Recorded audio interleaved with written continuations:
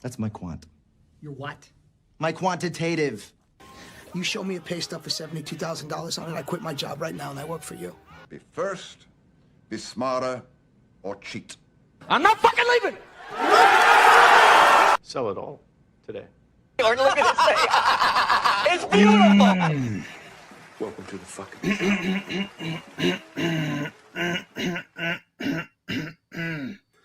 All right. Hello, everybody. Welcome back to the Cashflow Chronicles. Mr. Patel is always fashionably late. He is getting some makeup done. No, he's just having some technical difficulties. He was on briefly in the background, but that is why we are getting things late. Didn't expect him to take another minute or two, but appreciate you guys bearing with me as we get everything up and running. I do have some video clips for us today, specifically around what is going on with this whole AI space and everybody just like circling around and giving each other money and what the hell is associated with that. And so we'll hear from the Coreweave CEO with respect to what he thinks about that. And then we have this meme ETF, which I haven't done too much due diligence on, but I don't know. Some of these things are just a little bit absurd, right? I always caution people about getting involved in some of these things that are just asinine, in my opinion. So always do your due diligence and read prospectus. I don't know. I'm not smart. You guys know me. But yeah, be sure that you have the opportunity to. Oh, and there he goes again. Like you can't do it with this guy. It's JV, like freshman football. You can't win. What was I going to say? Yeah, you got to read the prospectus with some of this stuff because you don't necessarily know specifically what's going to happen with these things and what particularly they're invested in, what the goals of these things are. So as always, you got to understand what's happening. And then Chris has been talking about this one for quite some time, the home building space. And so there's a nice clip on that I wanted to bring in to the chat as well. Mr. Patel, if you could always stream to your audience as well so we get the exposure. And how are you doing, sir? And then I can run down the stock prices. Give me 1 second. And we will not be talking VG today. What? I was about to. Very I mean, if you take think about it for 2 seconds, Chris. Mm-hmm. Think about it for 2 fucking seconds. Why are we not going to talk about VG? I know. Okay. I got you. Yeah. Can I just tell a really quick story? No, we're not going to talk about. It's not related to VG. It's not related to VG. It's regarding investing in general. Okay. Maybe this is like about 10 years ago. So I went to an interview for a job in New York City. And, the parking in the city is very limited. And I was rushing because I had to get this job. I was like, man, this is a great paying job. It's gonna set my career up. And so I went to the city. I drove my car. And the interview was in about 10 minutes. I was running late. I was like, oh my God, if I don't get there, I don't want to get there like right on time. I want to park. So I parked my car and I didn't realize it was in this fire zone. And it ended up getting towed. So I went in, I got the interview. I did great on the interview. I got the job, but then it felt like the worst day of my life because my car got towed. It got towed to a yard that had like really shitty facility, so they ended up like dinging the side of it, and they would and then I was like, look, you guys dinged my car, and they're like, no, you didn't, we didn't, blah blah blah. And I was like, I just bought this brand new car and I'm already getting dings on it. Do you think I said, yeah, let me go ahead and quit this job? No, right? No, I got a great job, right? Now, did it cost me a little bit of money to basically deal with the initial parking ticket and everything? Yeah. Right. So when it comes to investing, small things happen. All right. You can't let the small things, these tickets that they come along the way, deal with and just say, you know what, I hate this job all of a sudden because I got a parking ticket. So I would say when it comes to investing and when, little things happen, just understand that once in a while companies have to pay parking tickets, and Just understand what the total cost is to the long term, and that's it. And I'll keep it at that. I'm not going to go anything further than that. Yeah, I mean, I don't think people are putting two and two together, but I can't comment on it. I probably should Yes, not. of course. Yeah, Of course. so, but anyway, yes, yes, it's really not that difficult. If anybody follows me on social media, follows me in a lot of different areas, has followed me on Palantir Weekly for quite some time. Yeah. Uh, Yep. We'll stop at that. Yeah, we'll stop at that, right? So hopefully that gives enough people some idea as to why we can't really talk about it. And we'll stop there. I can say one thing. I have not sold a single share. And actually, I'm already trying to figure out how I'm going to allocate capital to more. And I'm going to be buying more sometime in the next. Yeah, I bought know, some maybe after hours as well. Yeah. Yeah. And I'm going to keep Yeah. buying because, long term, still great. Not going to talk about it because, of everything else. But parking tickets happen on companies. No one said, let me go ahead and sell off my Google because, you know what? They had to deal with a fine in Europe. So just keep that in mind. And that's it. Yeah. Yeah. With the stock price where it's at, I bought shares after hours today. Yep. And if it stays at the price it's at, I will definitely be continuing to buy shares. And that another company, I was looking at Dutch Bros. We'll run through the stock ticker here really quick. And there's another one. I mean, Dutch Bros. We've talked about the last couple streams here. So Apple $254, Amazon $228, Dutch Bros $50, Google $241, Palantir $185, Rocket Lab $66.62, SPY $672, QQQ $612. Bitcoin $122, oil $61.50, and Henry Hub gas $3.25. Where was I going with all that? But yeah, I mean, there's a couple plays out there that I'm really potentially looking at, and I think Bros is one of them. VG, I'll continue to add. I'm trying to think if I'm going to pause adding anything in my continued contributions, but. I was just telling people before you got on, Mr. Patel, that, and I was curious to get your thoughts. So I have 3 videos pulled up in the background. One's about the circular investments with respect to AI, and so I have the Coreweave CEO chat. So he went on CNBC to talk about it. The meme ETF. I don't know if you've talked about that publicly or not yet, but the Roundhills guy went on CNBC to talk about it. And then I think while you were getting on, I was talking about home builders. They talked specifically about if a comeback is possible in this environment for home builders. So not sure if you wanted to start a specific topic or if there's anything you wanted to deviate from. Let's just start with the first one real quick and just get that. Let's just knock that out. So with regards to round tripping, every company round trips. Okay. So there's this whole notion that companies can't invest in each other and can't take advantage of certain situations. I don't know if people know this, but do you know that Microsoft at one point invested in Apple? Yeah. Like in the 2000s, right? Like Apple was coming along. Microsoft said, let me take a stake in Apple. Did that mean that it was a failed business model? Of course not, right? NVIDIA is in this particular difficult situation where they're getting so much money in cash flows that they want to try to build a long-term durable business. And building a durable business means that, you specialize in things and you add business lines, but a lot of times there are other companies out there that do a much better job than you do. And the question then becomes, well, do I want to try to build and compete against this other company that's doing really amazing things? Or do I just want to take a stake in them? Right?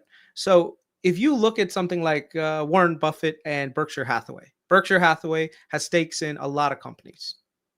Why is Berkshire Hathaway so profitable? So because they basically take stakes in everyone who's doing really well. So Jensen at this point saying, look, I'm generating all this money. I definitely need to invest in the future, but I can't just keep buying NVIDIA shares. If I do share buybacks, it's great in the short term. It's a great hit. Like, oh my God, short term, yay, my stock price went up. But long term, it's not sustainable. And I think Jensen knows long term the growth is going to be slowing down, and it's going to be slowing down significantly. So the question is, how do you firewall yourself against that semiconductor cyclicality? Well, one of the ways that you do it is by transitioning your business into not just hardware, but it's also services. The challenge is, I don't think he can build a services hyperscaling business overnight. It's not something that you can do. Like, you can't get to the scale that Google is, to Amazon is, to Apple is, to all of these guys by just saying, you know what, poof, I've got this money, let me build data centers, and now I'm a hyperscaler. It's not possible. So one of the things that he's doing is basically saying, I'm going to take equity stakes in these other players that are doing this, right? And the thing is, they are customers of NVIDIA. So I think that's where people are getting a little bit like perturbed by it. I mean, you could bring it up real quick and we could look at it. I mean, everyone is drawing the spaghetti diagram. Which specific, the AI. Yeah. I think the one that's more curious is OpenAI. But if you think about OpenAI, they're doing the same thing. You know, this is just how the business is. So, yeah. I've seen it. I don't even know what to type in. Yeah. Just go to Twitter, man. You can go to Twitter and you just scroll down. You'll see like 10 people posting the same exact thing, the circle jerk. Now, I will say one thing. There is one big risk to this, and that's that if the ecosystem that you are heavily playing on, if there is any sort of ecosystem issues, you're all going to go down at the same exact time. Okay. So if you remember the 2000 bubble, one of the main fallouts of the 2000 bubble was that capital flows stopped coming into the .coms from the venture funds. AI is in a very similar thing right now where, yes, NVIDIA right now is using the cash that it's getting to basically financially keep the other companies that it has alive. And so if there's a point where NVIDIA no longer is supporting, not this one, there's another one that's that has NVIDIA specifically, like the relationships that each of them have. Let me see if I need my Sorry, phone. what was it? Was there a question there? Sorry, I was confused. No, it wasn't this one. This one is like doesn't highlight it very much. I know. I couldn't find the right one. Yeah. Let me go get it real quick. So 1 second. Chris has been begging me to get an iPad for like the past 3 weeks. So I think this is him trying to convince me to get an iPad again. But yeah, I know. Let me see if I can continue to in the background find it. And I'm not angry, guys. I literally can't comment on it. Yeah. Okay. Sorry, I needed my phone because. Oh, your phone. I was just telling people I thought you were getting your iPad because you've been trying to convince me to get an iPad for 3 weeks. I actually told the wife, I was like, go get my iPad. I'm going to show Matt all the possibilities today. So I literally, I said to her, go get my iPad. And it's right here. Matt, go buy an iPad. Look at this thing. Look at how nice it is. Even from an investing standpoint. You're not wrong, man. You're not wrong. All right, put my thing on there. Show like make me big on there. Oh yeah. Okay. Look at this. iPad is amazing for checking out stocks on the go and everything else. So like if I want to research anything, I could do it right from here. You know, like this is like the portfolio for like the Patreon that I have. So if I wanted to like see a company, what they're doing, it's just boom, bro. You know, me and Tevis, you can still hear me, right? Yeah, I can hear you. Yeah. So me and Tevis thought we were hot shit, right? When we were down in Mexico, like trying to chill with Chris, and we were like, me and Tevis were like, oh, we're cool, we're reading books on the beach or whatever. This fucker comes out, like we're still trading, right? Because we had a couple days like where it was actually like it wasn't the weekend yet, and basically like Mr. Patel over here comes out with his iPad, and I'm like, man, this guy's like legit, like he's ready for anything. Like he could run through a wall if he wanted to. Like if something were to go down, like I can't even, dude. I don't know if you have Fidelity, right? I'm curious, actually. Yeah. For you, have you been using the Fidelity app on your phone? I have. Actually, I haven't used it yet. No, I know they updated things on there. It is. I can't even use it anymore. It's so clunky and slow that I have to go on my desktop to make any trades. Really? It's that bad. Like I'll try to type in a ticker, and so I don't know if it's just my phone or I need to like uninstall it and reinstall it, or just it's just been that bad. But anyway, it's been going on for a couple weeks. So it might be my phone, but I need to talk to a couple other folks that I know because I'm just so flustered with it. Anyway. What the reason why I told you to get the iPad is not just for like looking Chris works at night, stocks and guys. stuff. I don't think you guys. Yeah. About what? What is They were like coffee at 9 p.m. Oh yeah, no, I this is my morning. I just woke up. I told my wife like wake me up and we'll get on stream.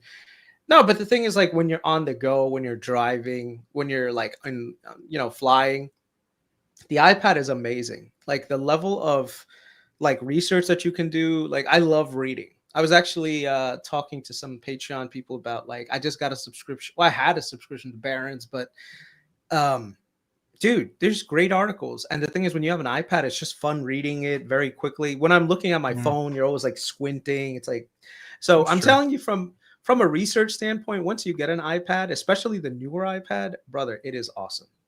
All right, I told you, use some of that Cashflow Chronicles money and get you an iPad, even if I don't have that. I don't have that Patel money, man. I don't got that Patel money. What are you talking about? You got the money, bro. Just get. Don't make me buy an iPad and send it to you so that you goddamn use it. This is a green screen behind me. I actually live under a bridge. I think I'm gonna make an executive decision as your partner and just say, you know what, I'm overruling your 50% ownership of Cashflow Chronicles and saying, buy a fucking iPad. Nah, I need to. You're right. I should. Maybe this month I will. Yeah, dude. If you want, I'll give you the link to a good one. So yeah, give me a good link. Yeah.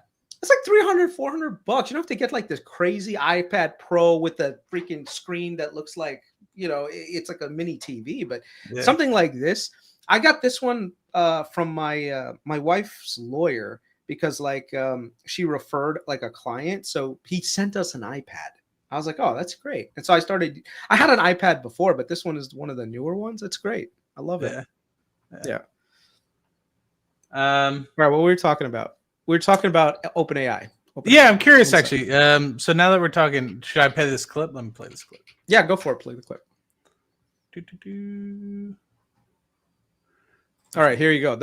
I literally found found the thing. That first. Oh, yeah, I found it within like the first 10 seconds. I don't know why I couldn't find it. I'm not smart. What did you type in? I just type in NVIDIA. Like I just put the ticker symbol. Oh, and that's it. Yeah, I guess I follow like some people who do nothing. I typed in AI CapEx funding circle. Like I don't know. That's probably the wrong thing to type in. I don't know. Yeah. Okay, so you guys can see here real quick. Let's just go over it. All the companies that are quote unquote round tripping, they're investing in the ecosystem, which is the AI ecosystem, and they're all. And the part that this doesn't show, which I think really does a disservice, is the amount of money that each of these companies generates on their own with other businesses. Like Oracle does not need NVIDIA to survive. Okay. It does not need OpenAI to survive. Oracle has tons of business lines that are coming into it that supports its expenses. Microsoft does not need NVIDIA. Microsoft has plenty of their own clients. So the ecosystem has a bunch of money coming into Microsoft and then making its way into these other businesses.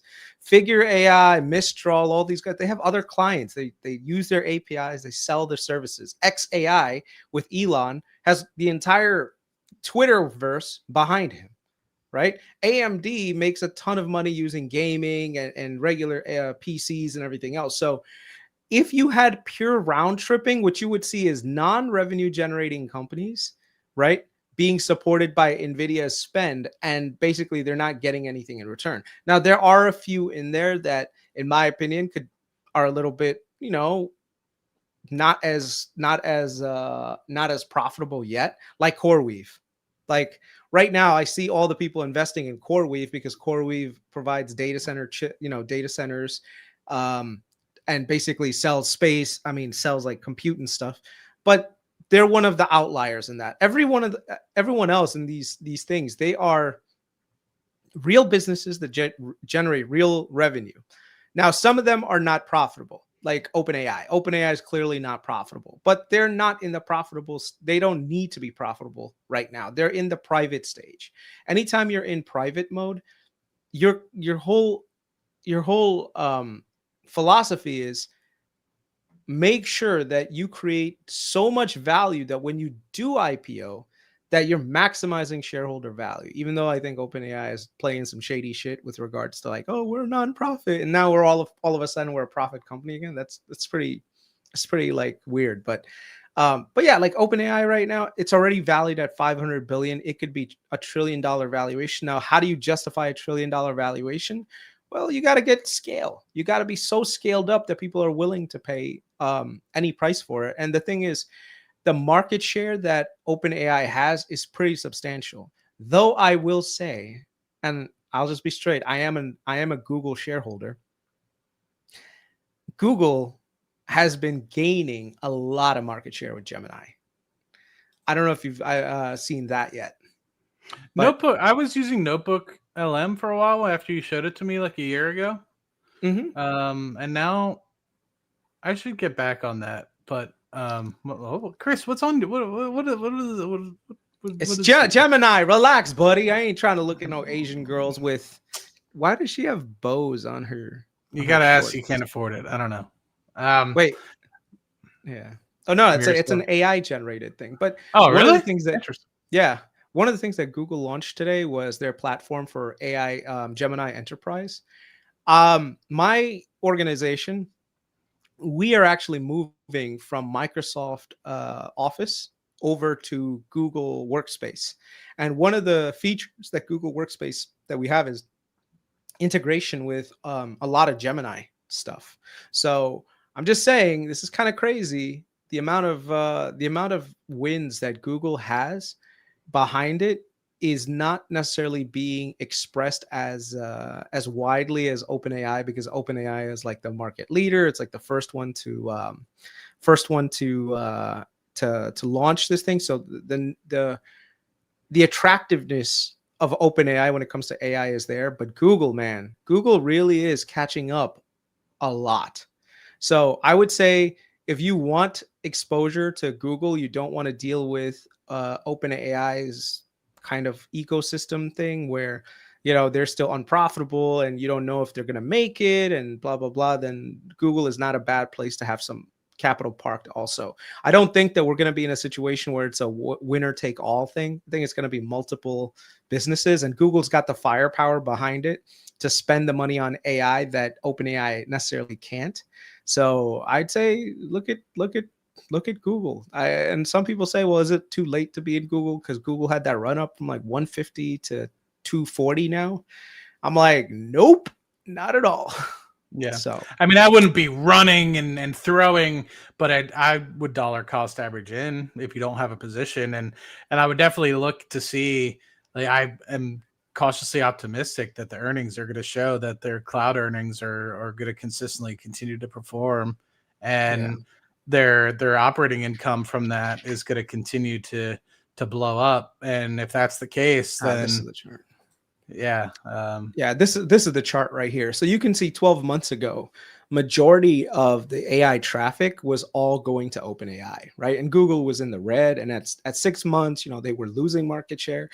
But then something just exploded. And since then, look at that market share grab that Google's been making, right? So do you want to invest in this right here, whose market share is deteriorating, or do you want to invest in this behind one of the most profitable companies on the planet gaining market share?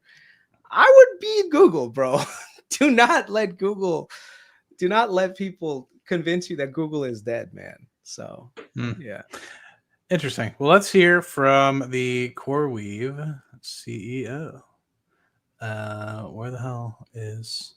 There it is. How does Stratton Oakmont, which I love, by the way, great name, said, how do I know she's Asian? It's because I have eyes. That's how I know she's Asian. Well, technically, I didn't even see. Wow, that's a good point.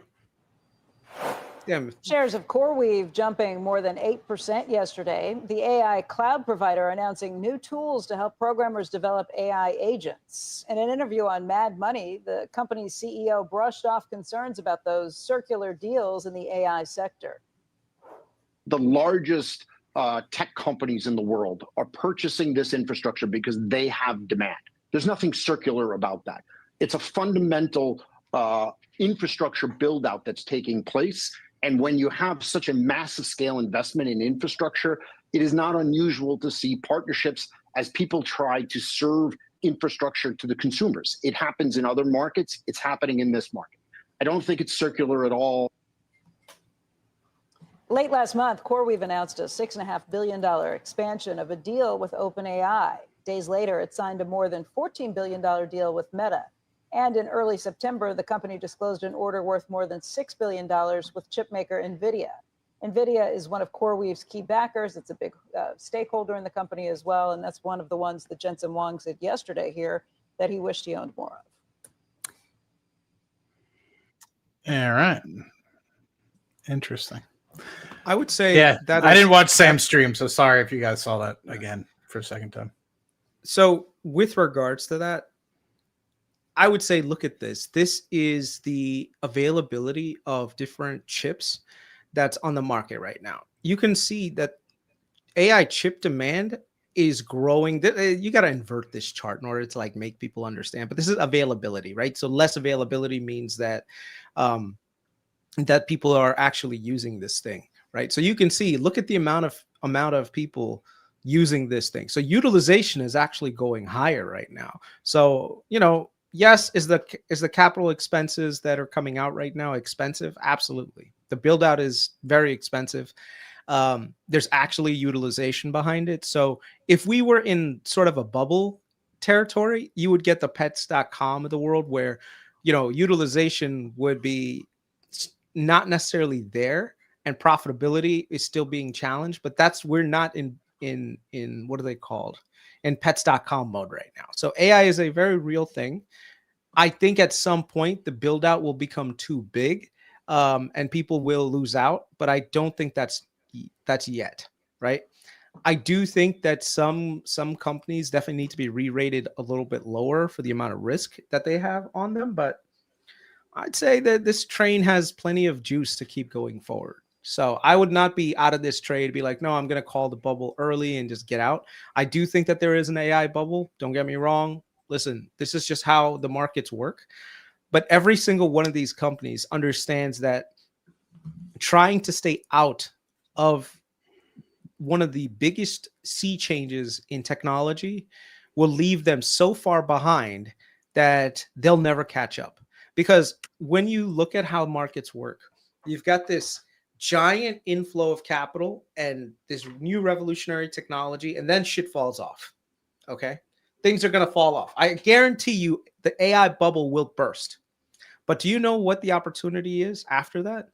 The opportunity is the same companies will keep investing and they'll ride the tail wave for the next 15, 20 years, maybe even more, because I'm sure that there's going to be a ton of use cases that come out. So I think Apple, Meta, Amazon, all of these guys, they're willing to invest. They're willing to put their money where their mouth is. If they have to sustain some losses, they'll sustain some losses. It's like any business. Do you think when you open a restaurant and, you know, it's blowing up, the first thing that comes to mind is, man, I'm not making any money, but there's so many customers in here.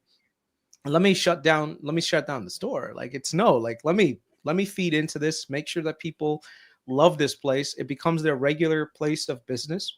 And then eventually you can slowly raise prices, slowly do different offerings and build a business around it. And I think that's the model that these guys are going for. So, So you don't think that what happened with Oracle is going to continue sector wide? You think that is, or maybe it does happen sector wide, but you think that might be maybe a small blip and it'll power through? That might be an individual quarter or maybe 2 quarters, but in the grand scheme of the next year, it'll continue to power through. Or you think that there might be a pause, but AI, what you're saying is that no matter what, these sorts of chip usage and things like that will be around forever. I guess I'm trying to understand exactly what you're getting after. So think of it this way: companies' stock prices will get re-rated.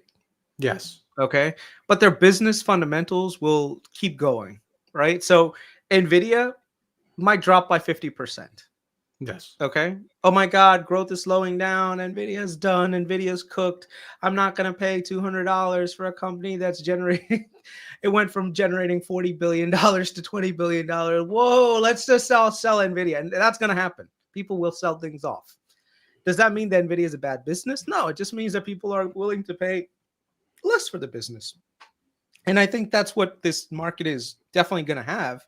But I think that's where the opportunity is, right? When things get sold off unceremoniously for no reason, you invest in them and you buy them. And when things become more profitable again, that's more long-tailed revenue and long-tailed, what is that thing called?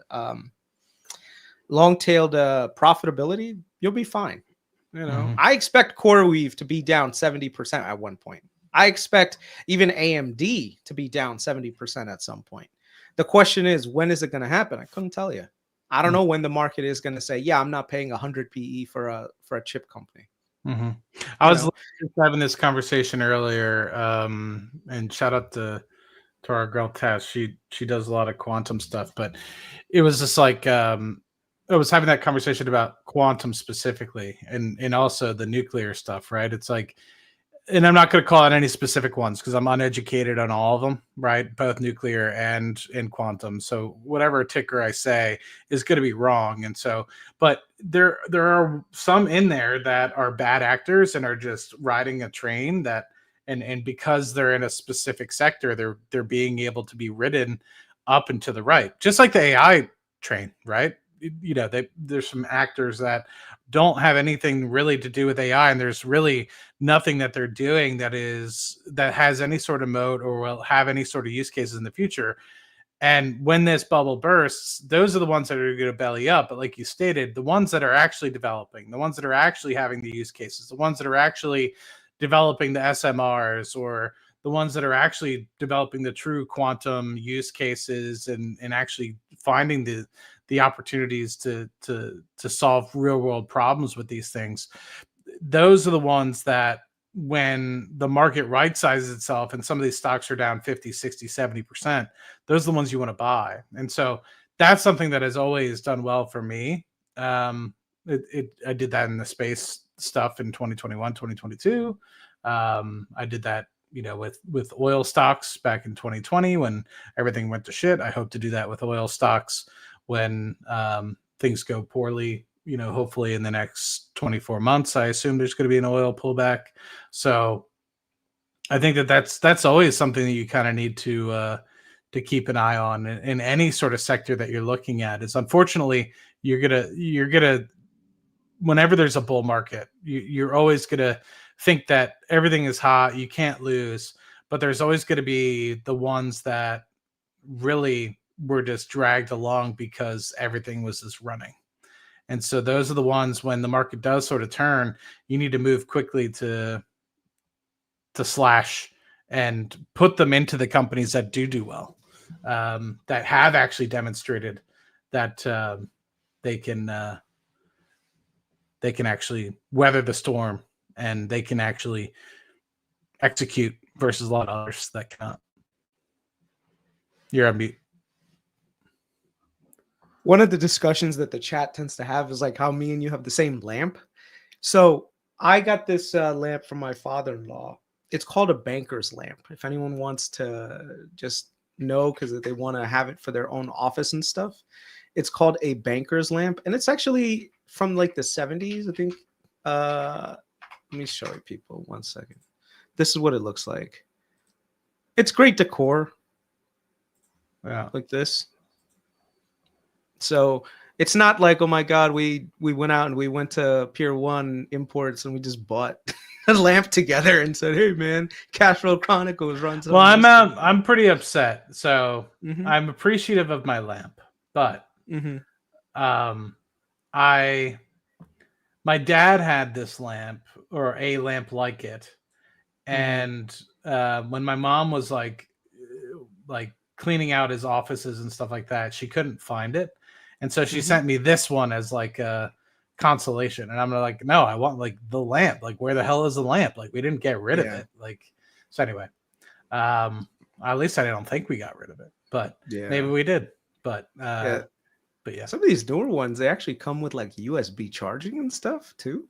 Interesting, fancy, man. But it's a nice lamp, so I can't complain. Yeah. My father-in-law gave it to me. I was starting this YouTube thing, and I was like, yeah, I'm trying to set up my office and stuff. He's like, oh, I have this great thing that'll be good in your background. I said, okay, cool. Like, so he got it for me, and I was like, oh yeah, and it provides like this nice contrast in the background, you know. And what's cool is I put like an Amazon bulb in it, so I can actually change the colors to whatever I want it to be. So yeah, I mean, I've got little red if you want to be Darth Vader. Yeah, I've got little things around the office that are kind of just like things that like people have given me over time, like this thing right here. This looks like a rock, but this is actually petrified wood. You know what petrified wood is? Yeah. You know, if you ever go to like to Yellowstone National Park, a lot of these areas, they were like over hundreds of or thousands of years, wood actually turns into stone because of like how things like water seeps in and the mineralizes. It mineralizes, and so you lose the wood content and it becomes stone. So I got this. Like, so me and the wife, we love going to Yellowstone. So this is where I got that from. Yeah, my wife got me this thing, which actually I just put back up. It's Darth Vader. So if you look inside Darth Vader, it's actually like the Death Star in there. Yeah. You know, so you see the Imperial Navy there. Yeah. So I've always had a fascination with Darth Vader. It's like probably one of my favorite characters. Yeah, I'll fix it later. It never is going to be straight right away. It always takes time. Yeah. But the reason why I like Darth Vader is because my personality is somewhat like Darth Vader, like in that I'm always trying to make the world a little bit better. But sometimes I get angry about it. I'm just like, how come people can't see what I'm seeing? Like, they should be doing this and they should be doing that. And I ended up going to like the dark side a little bit, like, and that's why the whole Palantir thing always like it makes sense, right? Like, Chris went to the dark side and he went at the dark side at the wrong time, which is probably the worst part, right? So when Palantir falls back to like $50, I'll buy back in again, because I know that all of these companies eventually get re-rated, and Palantir's valuations don't make any sense. Now, that doesn't mean that I'm not happy for everyone who got in at 7 and is riding at 200. But when it's back down to 50, I will join the light again. But until then, I am going to be out. So there you go. Yeah. Yeah, I got a bunch of stuff. I could go forever, but the one important thing, there's thick Charizard that Ray and Michelle gave me. They gave me a thick Charizard bet when we were in Miami. So it's hanging out back there. I have a bunch of shirts that I bought. So the one right there is from Long Complex 3 that I got when I went to go meet Sir Peter Beck. So that's important. And then the hat that's up there was given to me by Curtis. He's a longtime watcher of the show. So I got a bunch of different stuff that people have given me over the years. And then behind, you can't see it, but Dougie gave me patches that are as above the Albert Einstein picture back there. You can see my Launch Complex 3 badge that's hanging off of the pins, the NASA pins back there. But yeah, all those t-shirts I want to get framed. I have some Palantir merch that I got from going up to Palantir I want to get framed. And I have an Alex Karp signed hat that I want to get saran wrapped, so I don't like get my grimy hands all over it and get it messed up. So a bunch of stuff. But yeah, I've been slacking. I've been so like right now, me and the wife, we've been looking for a house, but now when I look for a house, one of the things I want to do is, if they have like an unfinished basement, to convert a portion of it to like a streaming studio where I can just have a nice place of refuge. Like my office right now office, if you want to call it. It's just a walk-in closet that I converted into a studio. And also actually really nice though. It's like a nice, like comfortable office that I got the idea from like a YouTuber who was like the best place to start a studio would be in a closet because of how if you have the right sound dampening and everything else, and the lighting was perfect. Like all the like the setup I have is amazing. So I'm gonna kind of miss this place when I finally leave. But yeah. It's kind of crazy how many years it's been since we started this whole thing. You know. All right, well, let's continue. Sorry, a little bit of nostalgia for everyone. We just kind of dropped it into you guys. Sorry, that's not investing. That's just me and Matt. We're in our fields. Would you rather talk meme ETF or home building? Whichever one you have right now, and then we'll talk about that. Okay. Whoops, wrong one. And we start off with the latest headache for the housing sector. The XHB Home Builder ETF dropping another 2% today, hitting its lowest level in over 2 months. The ITB Construction ETF on pace for its worst week of the year. And some of the biggest names in the space down 10% or more since Monday. And while mortgage rates are down from their highs of the year, they remain stubbornly stuck above 6%. So is there anything other than a major move lower in rates that could get builders climbing again? Guy, what do you say? I think it's a washout in the space, and you're starting to see it now. We've talked about this. All these names, DHI, Pulte Homes, Toll Brothers, they all topped out either October or November of last year. They all sold off into April like everything else did. But the bounces they all enjoyed were nowhere close to the prior all-time highs. Now they're starting to roll, and there are a couple reasons, I think. Trump administration seemingly has a bullseye on their back. That's not helpful. But I think it's an employment thing as well. It's also an inventory thing. I mean, listen, real estate is regional. I get it. But if you look across the country, you're starting to see inventory builds in some really interesting places. And I think that's going to put pressure on pricing, which subsequently puts pressure on these stocks. Remember Diana Olick was at a housing conference maybe 3 weeks ago or so. One thing that really stuck out in her reporting was that builders are buying down an average 100 basis points in mortgage rate. So by that math at that time, you know, you're getting down sub 5.5%. So if we have to wait for rates to clear that mark, that's a long ways from here. Well, and it's margin destructive. And it's nice having Mike here because I know he's got some theories about corporate margins in general. In the big picture, what may be happening in the housing market, especially because of the stuff that Guy is referring to from the White House, if they're talking about supply side and they're throwing margins out the window, then you have a dynamic here of buying out mortgages. I would also just add that haven't we already seen the housing market get this rally on lower rates? I mean, that to me is what it was on the second spike of this double top that I think you're selling and continue to sell here. So I don't think you need to chase it. The one thing that's kind of interesting, we had our conversation about data center last week, and it's kind of cool that in the XHB, you have some of these data center plays that are the HVAC plays that have traditional been in residential housing. So a Train, a Carrier, some of those names that are actually some of that data center infrastructure build out, and they're kind of interesting. So take a look at those, but I'm not sure you want the housing part. Yeah, the cooling names that have exposure to the data center are very interesting. Is it the consumer here that we're looking? I mean, what's happening? No, this is a structural problem in the housing industry. And this is, by the way, maybe the first sign that we're going to see some tariff implications on earnings, right? So the tariff, I mean, the higher cost is what's killing the home builders. Don't forget the home builders took a lot of share from the existing home market because there was no supply. What was that? Well, you said took a lot of share, and it sounded like well, but you would never do that on cable TV. Yeah, but at the end of the day, I mean, they've been discounting, and now new home prices are actually cheaper than existing homes. That's the first time we've seen that. So there's a structural profitability problem in this industry because of costs, and so lower rates is not going to help their profitability. I like the housing space, but the home improvement sector on activity picking up if rates come down. Yeah, labor is probably somewhat of an issue there too when you think about that. So you have the double whammy of just increased input costs and then labor. You know, it's worth noting 30-year fix, as you said, Mel, is at, you know, a 1-year low. It's at 6.3%. Well, that's where it was last October, right? Like the same level here. And the fact that the ITB is down 20% from those all-time highs, it tells you that there's something else going on here. Yeah. What I just, and really quickly, it's interesting because Mike's talking about the home improvement and that dynamic. Home Depot's been pasted too with the group. I'm not, and I actually like Home Depot. I think these are levels both on the stock. Somewhere, certainly 350 is a good level of support, but I think the valuations and the numbers we've gotten from Home Depot tell you they are a margin story that's helpful. You could have said spackled.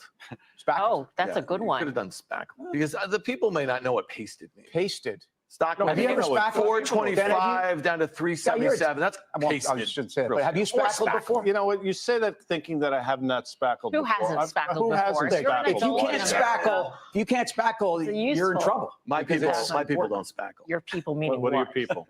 Be careful. The tribe. Real quick, I mean, I name like Mohawk Industries, for example. I mean, take a look at MHK, which made its all-time high in 2017, and it's had some bounces along the way. And these are the names I think Mike is talking about. Some of these names that get bombed out, and then if rates were to go lower, you look at some of these names, but I don't think we're there yet.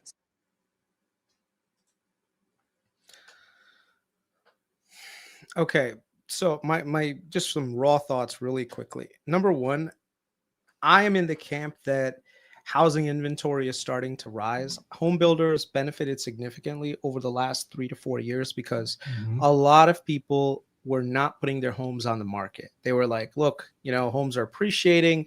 If I try to buy another house, I'm going to be giving up my 3% mortgage for a 7% mortgage. Like, why would I want to do that? And it made no sense. Okay. People do want to change up homes. Like if you have more kids, you want to build, you want a bigger home, or let's say you're older and you want to sell your home so that you can move into something smaller. Like I'll give you an example. My brother-in-law and me, we were just talking about his in-laws. They live in Dallas, right? The kids are all moved out. They had 3 kids. 2 of them became doctors. One became, I think, a physical therapist. And so now they're by themselves. They live in a big ass house in Texas. And the cost of maintaining a house when it's just the 2 people is really expensive. They're on a fixed income. They're retired now. So he's been telling them, listen, why don't you sell the place and either buy something smaller or go rent, right? The challenge is they have a house that's paid off. They don't want to buy another house that's, going to cost them money and all this other stuff. But a lot of people are in this predicament right now, where a lot of older people who have been in their homes for a lot of years, they're getting into their twilight years and they want to cash out. They want to use that money towards, enjoying their retirement. My father-in-law, mother-in-law, same situation. They have a nice home in Georgia. They fully paid it off. It's just the 2 of them. The cost of maintaining the place is a lot more than what it would be if they just had an apartment, right? Or let's say they were living with one of, like either me and my wife, or living with my brother-in-law and stuff, and his wife. So at some point they're going to have to decide. Now the question is, when is that going to happen? Well, one of the things that keeps them away from, let's say, buying a smaller home is that right now their home is paid off. Do they really want to sell this one and then go and start paying at a smaller one? Or if they have a mortgage, because a lot of people have mortgages, they want to give up like 3% and inherit a 7% mortgage or a 6%? No. But I think over time, as interest rates start to come down, a lot of these people are going to be putting their homes on the market. And so inventory is starting to kind of climb and get back to more normal levels. So if you see here real quick, this is the inventory in the United States overall. So in 2016, there are about 1.4 million homes in the market. By 2022, that had dropped to 346,000. So this is a clear supply and demand gap. Supply was high, supply is low. Supply is low, which means you can get whatever you want for that home in terms of pricing. So people listed their homes way above asking and they were getting filled. So the average price of homes in a lot of areas went absolutely berserk. And then what happened? Then inventories are starting to slowly rise to historic levels. And what's really messed up, well, not messed up, but what's something that's concerning is, you see this October, November, there's usually this dip off right here. We're actually starting to see some flattening right now. So if this inventory does not dip like this, we got a problem. Because then that means that the next year, a lot of that unsold inventory that's being pulled from the markets, which this usually has, is going to get translated into additional housing inventory in the springtime. So I'm looking at a lot of the data and I'm seeing a lot of people pulling their listings, and a lot of them are going to be listing their homes in spring, and they're going to be competing with a lot of new inventory. On top of that, almost 2.2 million people, according to DHS, have been either deported or have left on their own. And so that is a good number of people. So even people who have like rental units, they're going to be struggling to find people to rent to, and so they're gonna have to lower the price on their rent. They're gonna have to go down on the rent. If they go down on the rent, that's less cash flow, which means some of them might decide to just sell out instead. And if the economy sours, we got another issue with Airbnb. Unless you have your Airbnb in some really nice areas that can, that can outshine a recession, a lot of those people, they're living on hopes and dreams in terms of cash flow. In which case now, if they don't have cash flow coming in, and if it's not there for an extended period of time, they're going to be putting their homes on the market for sale. So there is a lot of downward pressure on home prices right now. And so the home builders, if you look at like the homes that they build, they make a way more margin on like $1 million home than they do on something like that's a $300,000 home, So that's another challenge that a lot of the home builders run into. The demand for these mega mansions is not there. If you look at home affordability, it's trash. Like right now, people just cannot afford homes. Like this is in my area in Atlanta. If you want to look at other parts of the country, especially in the Sun Belt, they're not doing very well. So like, let's look at Dallas. In the chat, I think this is I think where you're talking is a very southern Sun Belt focused, where there's a lot of building. In the Northeast and where there's not a lot of building, I think it's a very different type of market. True. But there is one thing that's happening in the Northeast that people have to also take into consideration. The cost of living in the Northeast is expensive. This natural transition that people usually leave the Northeast and migrate to the South. I think that is usually what kind of is like a healthy situation that happens. The North, their population is also declining a lot, though, Matt. If you look at New York State, you even look at California. California lost almost 100,000 plus people in what is that thing called in total population. So even though technically the Northeast, we can say that, housing is going to stay a lot more stable up there because they're not building. They also have a decline in population. That outward migration because of unaffordability is a major problem. So let's say homes get cheaper in Texas, in Georgia, in Florida. A lot of these people that live in the Northeast, they're going to say, why am I paying $5,000? Like, do you know what the rent is in New York City right now for a 1-bedroom? I think you're specifically hyper focusing on New York City, and I don't think you should hyper focus on New York City. I think there's a lot of area other than New York City, specifically in the entirety of the Northeast. There's Washington D.C. There's all the way up to Boston, and I think a lot of that has a lot of regulatory that it's very difficult to build in a lot of those cities, and it's causing a lot of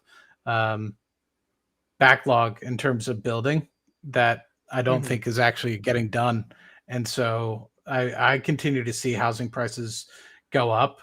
The area in which my Airbnbs are in, the prices are continuing to go up. So it's interesting. I understand what you're saying. And where I live here in Houston, prices are going down. I agree with you 100%. But when I talk about where my sister's living, when I look at houses around her, comparatively to where I'm at down here, it's a complete flip-flop. Like I remember talking with her and she's just like, no, prices are, and prices right across the street, her house, from her house, prices went up for sale. House next door to her went up for sale, and within weeks it's sold and above asking. And you don't see that right now here in Houston.